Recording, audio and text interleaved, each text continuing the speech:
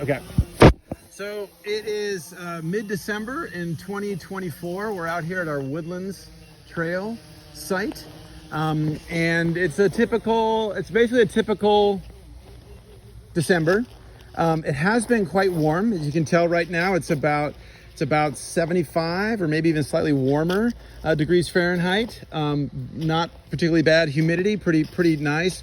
Essentially a cloudless day.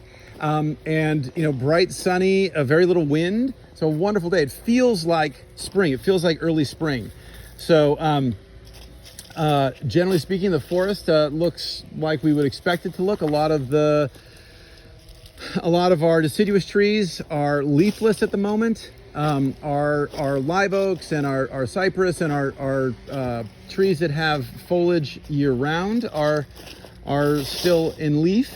But most everything else is a bit skeletal and sort of died back looking. They will start to bud and leaf out in the next about 3 months or so, 2-3 months. But this is a good example of what the forest looks like in the middle of December, in this case in 2024, here in southern Louisiana.